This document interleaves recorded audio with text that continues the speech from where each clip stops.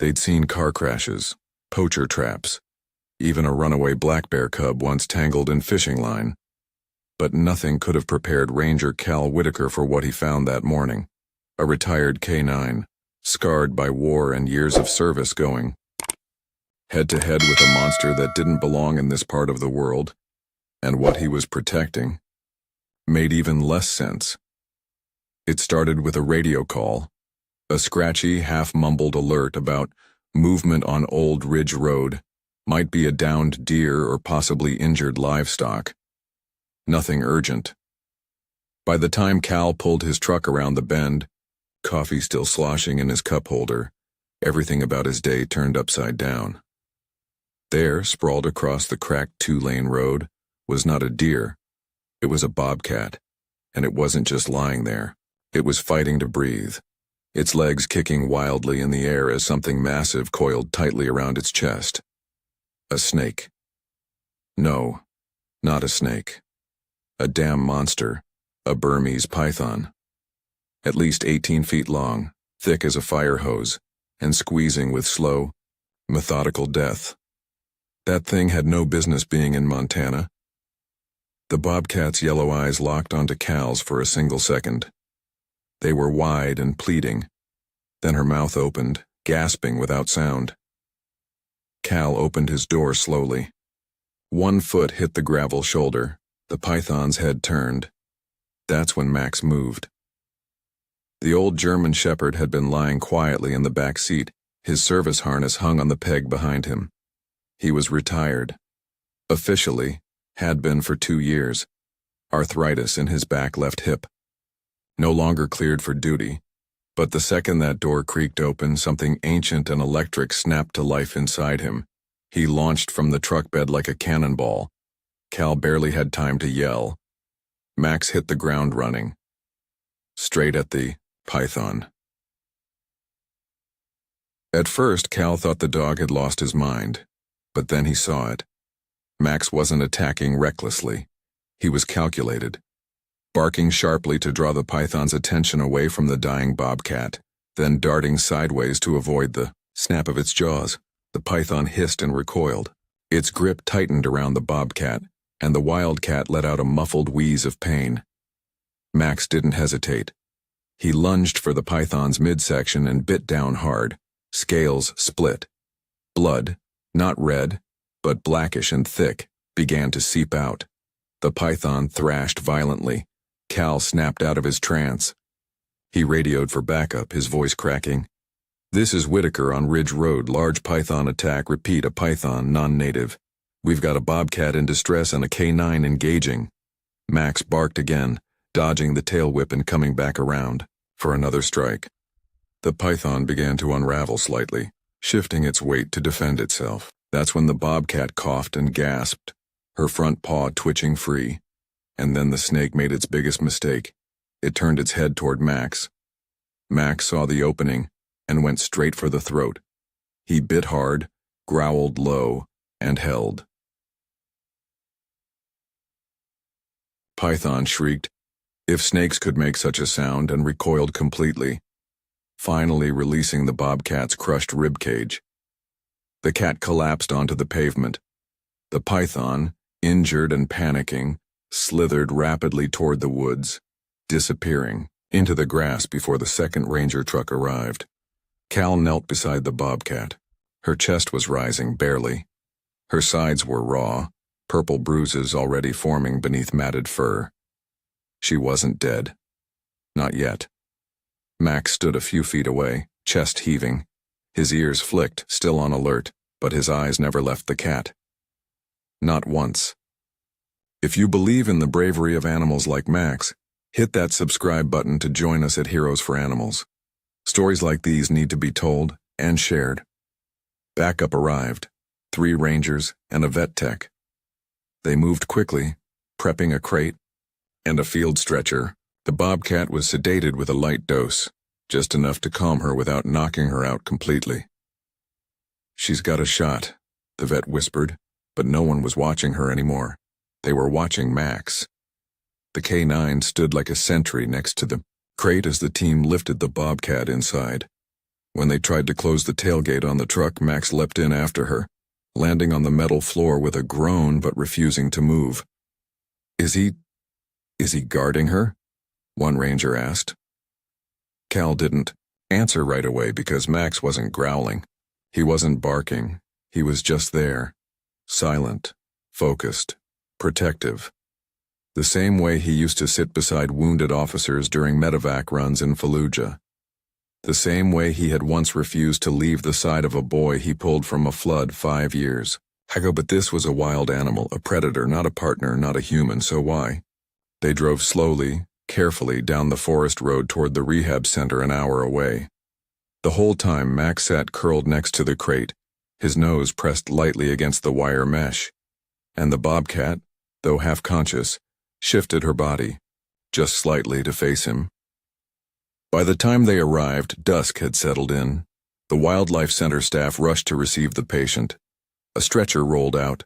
Meds were prepared. The team moved with routine speed and clinical detachment, but when they tried to lift the crate, Max growled. It wasn't loud. It wasn't hostile. It was low, like a warning. Not, "Don't touch her," but maybe, "Do it right." The staff paused. The vet, Dr. Eleanor Rains, approached carefully. She was older, calm, with decades of field experience. She knelt in front of Max. "You want to come, boy?"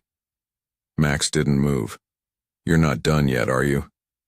The old dog blinked.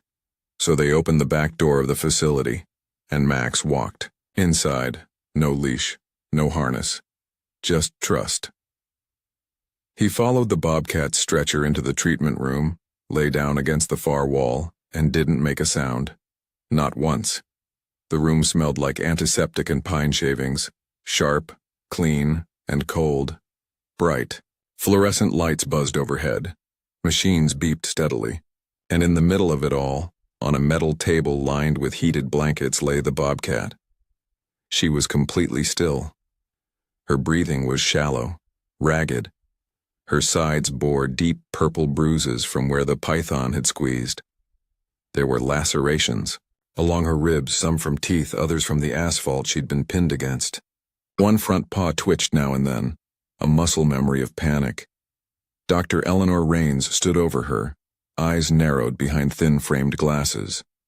"She's got a chance," she murmured, adjusting an IV line. "But it's gonna take everything we've got." On the other side of the room, Max didn't move. He was lying down, barely. His paws stretched forward, his chest pressed low to the linoleum floor. But his eyes never left the table. Not for a second. He watched every motion the vet made, every instrument passed between hands, every hiss of the oxygen tank. When the heart monitor spiked briefly, Max's ears twitched. When it slowed, he let out a low exhale, like he was syncing his breath with hers. No one said it out loud, but every person in that room was thinking the same thing.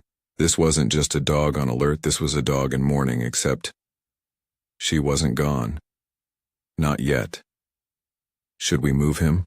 one of the vet techs whispered. Dr. Rains shook her head. "No. Let him be." She didn't fully understand it, not yet. But something about this dog's presence seemed to steady the room. Even the Bobcat, who had growled weakly during transport, was now calm. Her vitals weren't good, but they weren't crashing. Dr. Rains stepped back to review the x-rays. 4 ribs likely fractured. No punctured lung. No spinal damage. There was a chance. A real one. "Let's call her Whisper," one of the staff suggested quietly, glancing at the cat's still form. "Because she hasn't made a sound." They wrote the name on the whiteboard. Meanwhile, Max hadn't moved an inch. Cal had stayed nearby, watching his old partner from the corner. Max was an old-school canine. Disciplined, alert, no nonsense. In his prime, he'd tracked fugitives through miles of desert, sniffed out weapons stashed under floorboards, and once even tackled a knife-wielding suspect to the ground in a gas station parking lot. But never in all their years together had Cal seen Max like this. Soft, protective, gentle. Cal squatted beside him.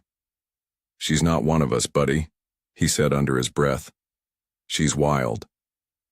Max didn't even blink, and that's when Cal realized Max knew her. They kept Whisper sedated through the night.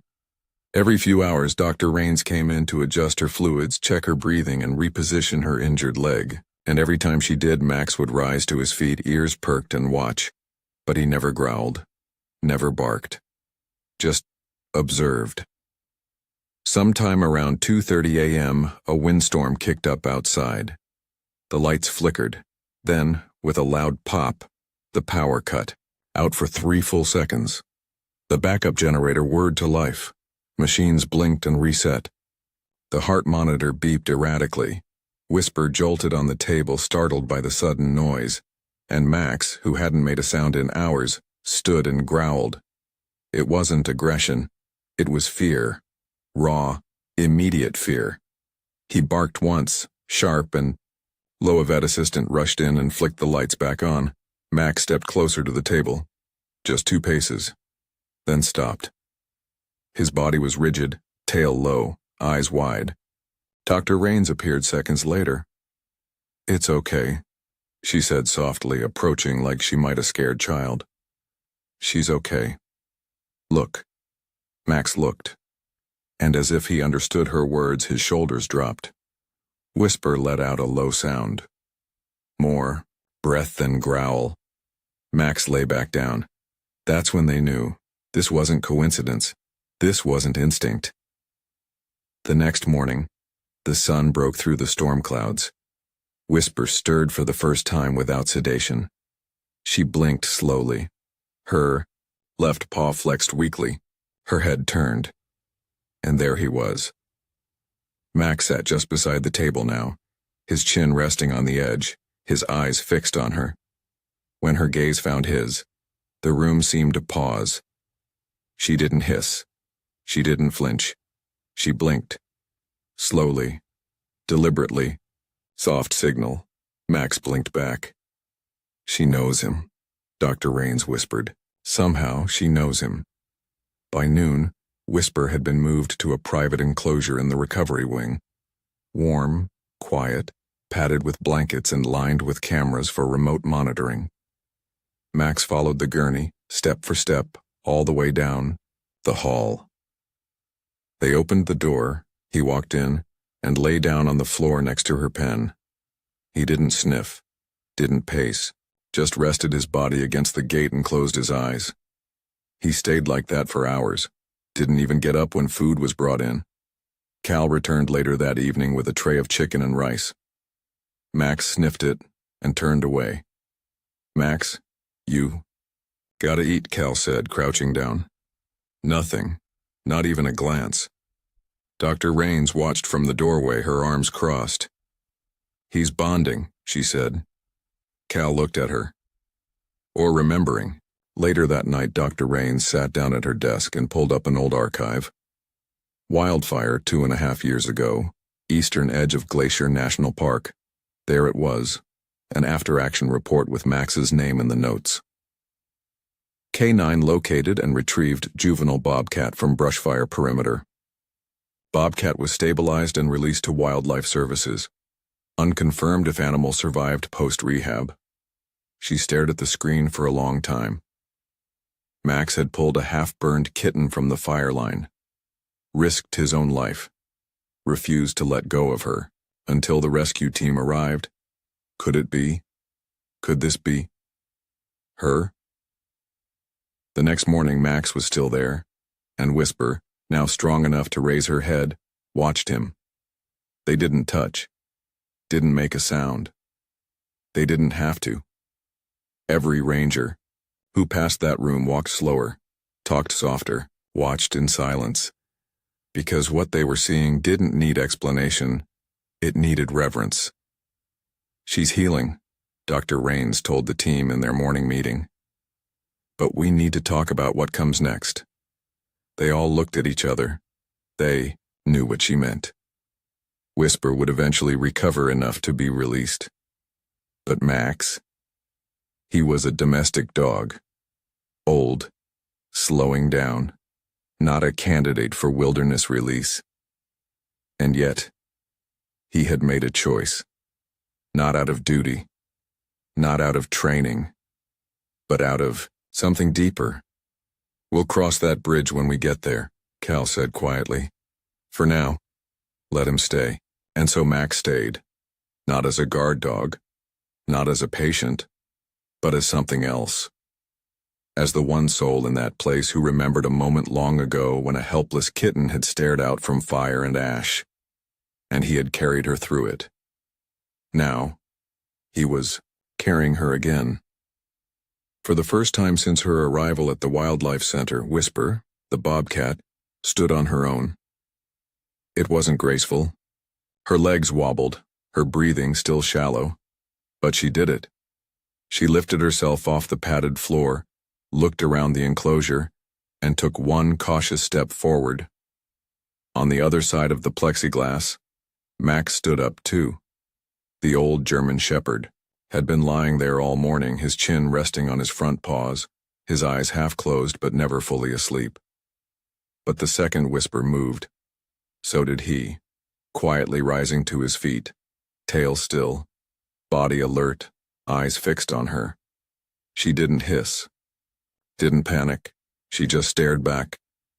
A moment passed, soft, electric, still, and then Whisper walked to the edge of her pen and sat down. Max did the same, his side pressed gently against the glass. That afternoon, Dr. Eleanor Rains stood at the monitoring window with a coffee in one hand and a clipboard in the other. She wasn't writing, just watching. "This isn't normal," she said quietly. Cal Whitaker stood beside her. "What part?" She gave a faint smile. "All of it." Whisper had begun responding better than expected to treatment. Eating, moving, grooming herself. Her blood work was improving, the bruises were healing. And Max? He hadn't left the hallway in 3 days. "He won't eat unless she does," said the tech on duty. "He waits, watches, then eats just enough to match her." Dr. Rains scribbled that down. "You ever seen anything like this?" Cal asked. "Not in 30 years, she said. "Not with a wild animal, not with a domestic dog." Cal folded his arms. "You think it's her?" Rains nodded slowly. "I think he remembers, and I think she does too." That evening, as the sun dropped behind the pines and the sky shifted to purple, the Wildlife Center went quiet. Most of the staff had gone home. Only 2 night techs remained, doing rounds. Max was curled beside Whisper's enclosure again. She was asleep, deep steady breathing, tail flicking occasionally with dreams. Max lay just inches away on the other side of the wall, his body lined up with hers, his ear twitching every time she stirred.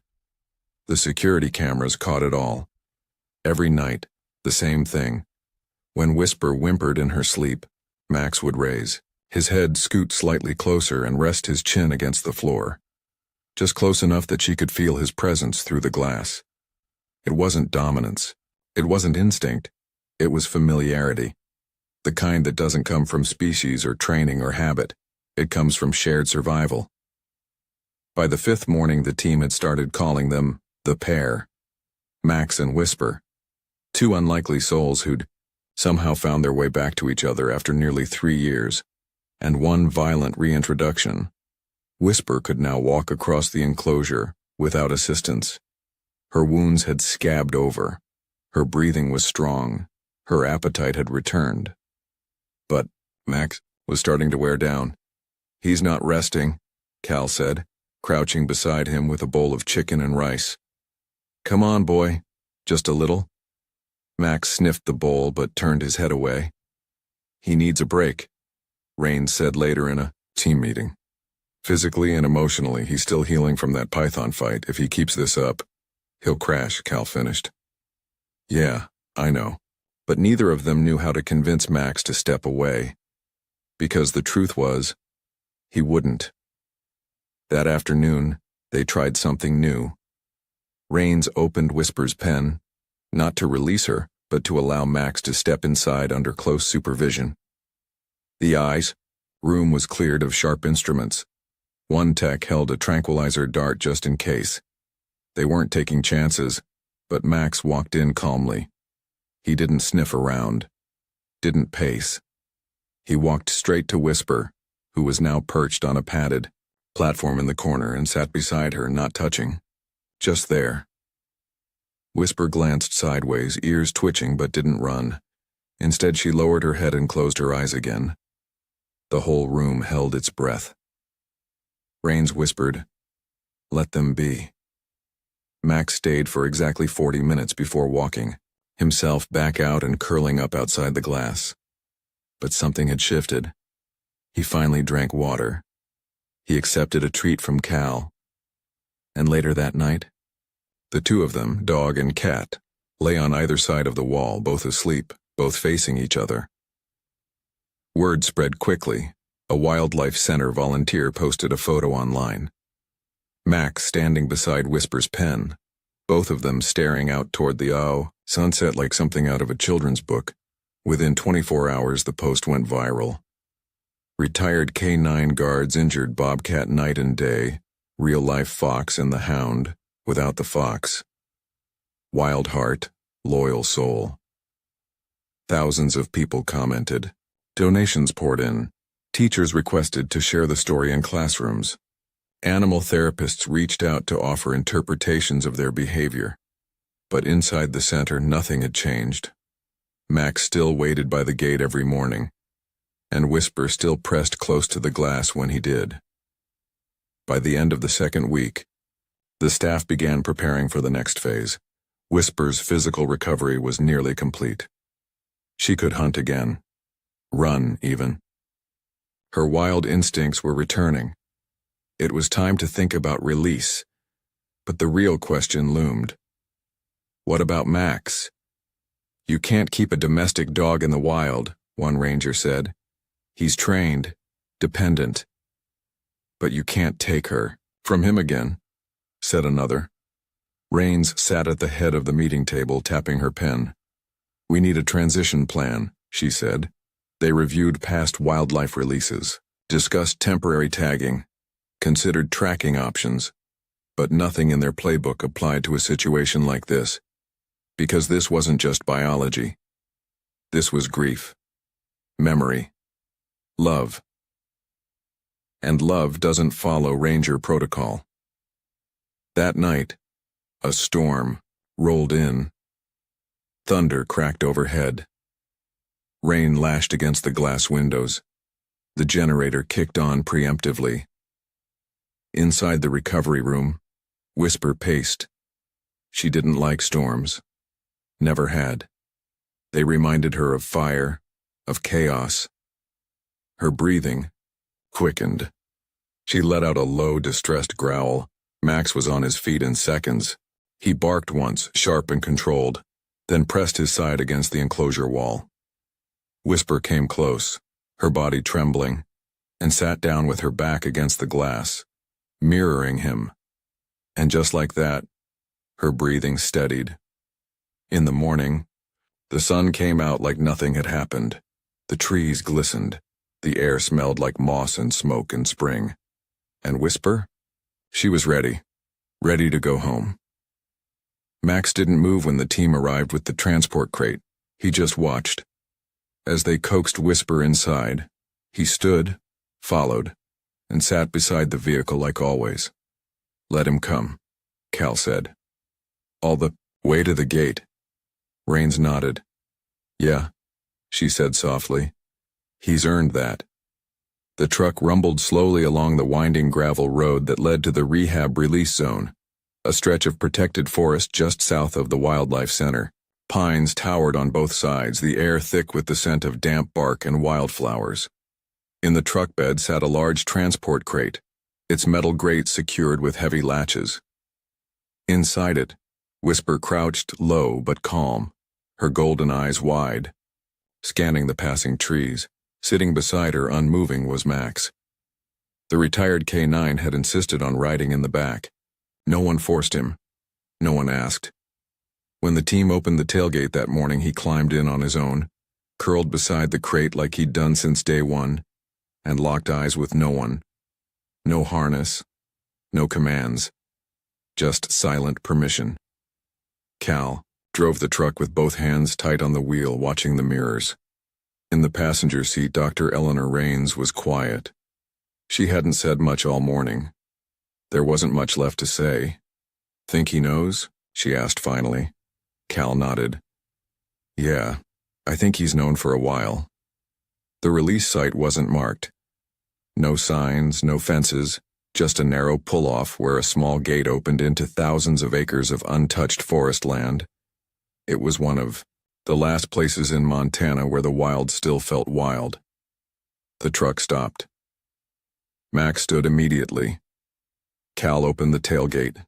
They lowered Whisper's crate gently to the ground, opened the door, and stepped back. Whisper didn't bolt. She stepped out slowly, one paw at a time, her body low, muscles taut. She sniffed the air, turned her head side to side, then looked over her shoulder. At Max. He didn't move. Their eyes locked. Then Whisper turned back to the trees and walked forward, disappearing into the tall grass without a sound. Max stood still for a long time. The birds were chirping. The breeze had picked up, but the forest felt too quiet. And then he did something that no one expected. He lay down, right there beside the empty crate, and refused to move. They gave him time. 20 minutes, then 40, an hour. Still, he didn't budge. "He's waiting for her to come back," Cal said, crouching nearby. Raines sighed, arms crossed. "That's not how it works." "I don't think he cares how it works." Finally, as the sun climbed higher, they made the call. "Leave the gate open," Raines said. "Let's just see what he does." They packed up the crate, climbed into the truck, and drove off, leaving Max behind, his silhouette small against the trees. That night, rain fell hard. The storm had built all afternoon, clouds stacking high and gray over the mountains until they finally burst. Thunder rolled in waves. Lightning snapped across the sky. Wind lashed against the center's windows. Inside the security booth, a young ranger named Eli watched the camera feed nervously. The motion sensor outside the rehab gate lit up, twice. Then again. Something was out there. He called Dr. Raines. Minutes later, she stood beside him, eyes scanning the screen. It was Max. Soaked, muddy, limping slightly. He was back, and he was panicking. "Open the side gate," she ordered. Eli hesitated. "You sure?" "Now." The gate slid open. Max pushed through it like a freight train. Straight through the hallway, past the empty holding pens, past the break room and back offices, to the room where Whisper used to sleep. He stopped in front of it and let out a single deep bark. Dr. Raines arrived seconds later, breathless. Max turned and looked at her. He wasn't angry. He was terrified. She knelt down. "What's wrong, boy? What is it?" He barked again, just once, then turned and ran back the way he came. Raines didn't hesitate. Get Cal and the truck. The forest road was a mess. Mud pooled across the gravel, tires slid with every bend, branches littered the shoulders. The rain had slowed, but the sky was still a deep, moody blue. Cal drove. Max stood in the back, soaked but focused, staring straight ahead. They reached the gate again. Max jumped down before the truck had fully stopped. Then he ran. Not into the trees, not aimlessly. With purpose. Like he knew where she was. They followed, him nearly half a mile into the woods. That's when they heard it. A low, rasping growl, a cry, not from a predator, but from pain. Max pushed through the underbrush, tail high, ears pinned back, and there, near the base of a ravine, they saw her. Whisper. She was pacing, frantic, her movements sharp and irregular. She wasn't hurt, but she wasn't leaving. Because something else was. Lying just a few yards away, tangled in a rusted metal snare, was another animal. Max. No, not Max. It took Cal a second to realize. The limp body, the dark fur, the familiar frame. It was a mirror. It was a bobcat. Another bobcat. Male. Full-grown. Younger. Bleeding from the leg where the metal snare had sunk deep into muscle. And Whisper, she had led them back. She had found him. Max froze for a heartbeat, then sprinted forward, barking loud and clear. Cal radioed for backup. Rains moved to prep the trank. The wounded bobcat let out a low groan but didn't resist, and Max, who had never met this cat, never trained for this, stood over him, ears back, barking in warning to the forest, like he knew what had happened, like he understood that Whisper had found someone she couldn't save alone, and he had answered the call. Back at the center, they worked through the night. The snare had done damage, deep lacerations, blood loss, possible nerve trauma. But the young male, who the team dubbed Shadow, was stable. Whisper remained outside his enclosure for hours. Max sat nearby, just watching, not interfering, not claiming space, just present. The staff didn't know what to make of it. Was Whisper protecting this new cat? Was Max letting go? Cal didn't think so. He's not stepping away, he said. He's stepping back.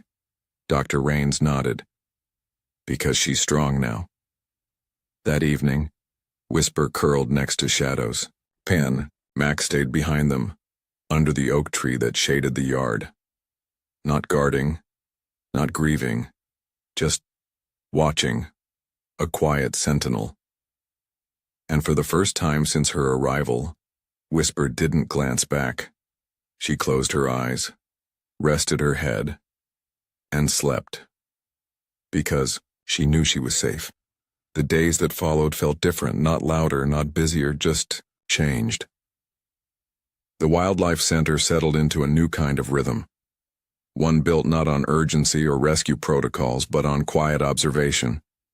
Whisper no longer needed intensive care. Her wounds had closed, her limp had faded, and her wild instincts were firing on all cylinders. She was hunting live prey in the training enclosure. She was climbing again, and she wasn't alone. Shadow, the young male bobcat they'd rescued from the rusted snare, was healing fast. The two cats, introduced cautiously at first, had developed an easy rapport. They moved together through the, trees like ghosts, chasing squirrels and sunbeams. They shared meals, shared shade. Max watched it all from a distance. Not out of jealousy, not confusion, out of something gentler, like pride. In the mornings, Cal found Max lying under the same old oak near the outdoor pens. He'd rise slowly, stretch his tired legs, and hobble alongside the fence to check on Whisper.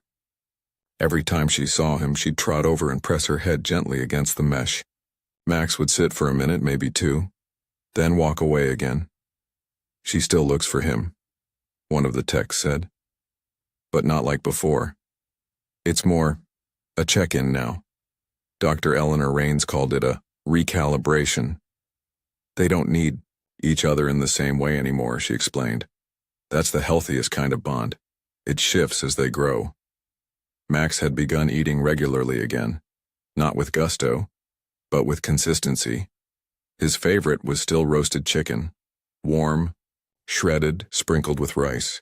Cal would bring it in the evening, served in the same green ceramic bowl Max had used back when he was in active service. At first, Max had ignored it. Now he finished most of it, even licked the edges. "You're coming back, old man," Cal whispered one night, scratching behind his ears. Max didn't wag, didn't look up, but he leaned into the touch. Rehab staff noticed another change, too. Max was starting to explore. Not far, just the edge of the pine grove, the short trail that curved behind the staff shed, the rocky ledge near the west gate, where the wind carried scents from miles away. He didn't wander. He reacquainted. "He's finding himself again," said Rains, watching from her office window. Cal nodded. It's been a long time since he moved without being told where to go. But one moment stood out more than the rest. It happened on a Tuesday morning. The center was quiet, the sun just beginning to break over the trees. Whisper had climbed the low rocks of her enclosure and was grooming herself lazily. Max approached the fence. They saw each other. Whisper stood, walked slowly toward him. They stared through the wire. And then, with deliberate care, Whisper pressed her forehead to the fence post. Max stepped forward and did the same. They stood like that for nearly a full minute, motionless, silent. Then, Whisper turned and padded away. Max didn't follow. He sat down, exhaled through his nose, and stayed right where he was. That afternoon, Cal and Dr. Raines met in the break room over microwaved coffee and a wrinkled map of the release territory.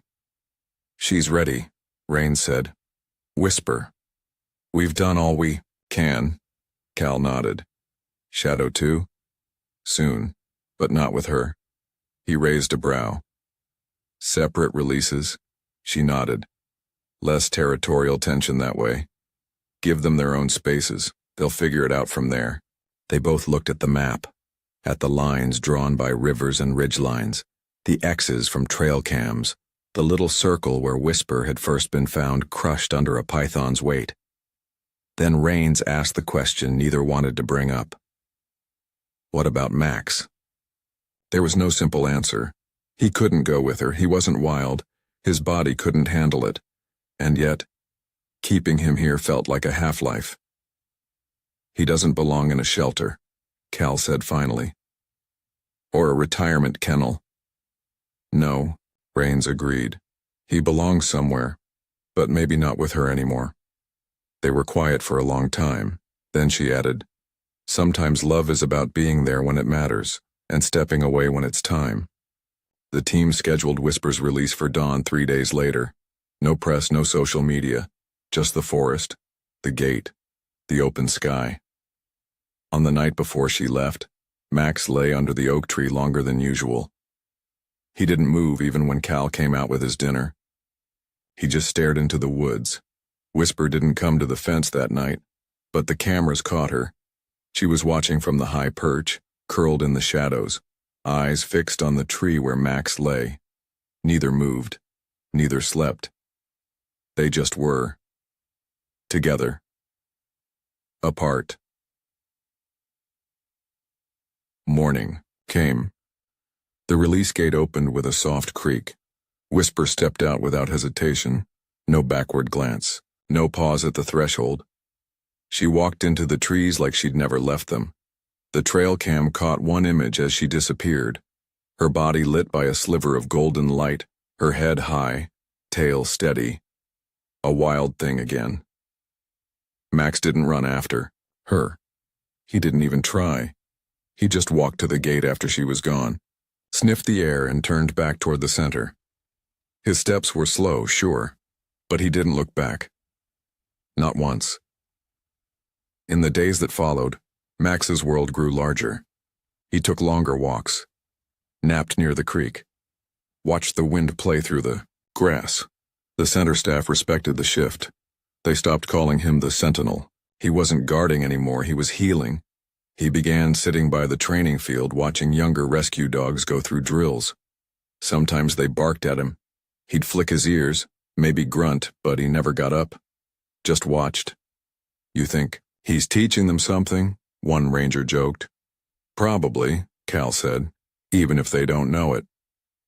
1 week after Whisper's release, a package arrived at the Wildlife Center. Inside was a hand-carved wooden plaque. It read, "Some bonds are beyond words." No note, no return address, just the plaque. They hung it in the hallway outside Whisper's enclosure. Now empty, now still. Max walked past it once, paused, then kept walking. The trail was faint, just a narrow line through the pine needles, barely wider than a deer track. Most hikers would have missed it. But Rachel Marks wasn't most hikers.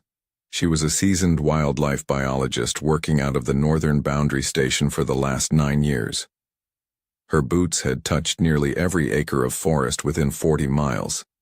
But even she hadn't expected what she stumbled across that September morning. At first, she thought it was a trick of the light. Through her binoculars, She'd been tracking a family of mule deer moving through a low valley, their coats golden. In the sunrise, she was crouched by a ridge, quiet still, taking notes. Then came a noise, soft, rhythmic. Not hoofbeats, heavier. She lowered the binoculars and turned, and there he was. Max, older now. His fur was grayer, his gait slower, but it was him. He stood on the ridge above her, just beyond the reach of the rising sun, looking not at her, but toward the trees behind her. Rachel held her breath. Max's ears twitched. Then from the brush below the ridge came a shape even more unexpected. A bobcat. Not small, not juvenile, fully grown, muscular, beautiful, and unmistakably, Whisper. Her coat glowed in the golden light. Her movements were fluid, confident, wild. She didn't stop to sniff or startle. She just looked up at Max. Max took a single step forward. Whisper blinked, slowly. And then, without a sound, they moved together. Not side by side exactly, but in rhythm. Parallel. Max walked just behind her, his paws quiet against the pine needles. Whisper led the way. Rachel didn't dare move. She simply watched. And somewhere deep in her chest, she felt the weight of something too big to name. Not science, not instinct. Something older. Back at the Wildlife Center, news of the sighting brought quiet smiles. They pulled the latest GPS data.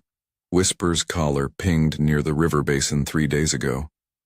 Max hadn't been tracked in weeks, but now they had confirmation. They were traveling together. Not every day, not every hour, but close. Trail cameras began picking them up more regularly. Sometimes just Whisper, sometimes just Max, but often both. In one frame, Whisper lay on a flat rock in the sun, her tail curled lazily, eyes half shut. In the next, Max sat at the base of the same rock, nose in the wind, scanning the horizon. They weren't clinging to each other. They were moving through the world together with space, trust, and something that felt very close to grace. By late October, the air had turned crisp. Leaves blanketed the forest floor in gold and rust. The wind carried the sharp scent of snow not far away. The staff at the center didn't talk about Whisper's release anymore, or Max's future. There wasn't a need.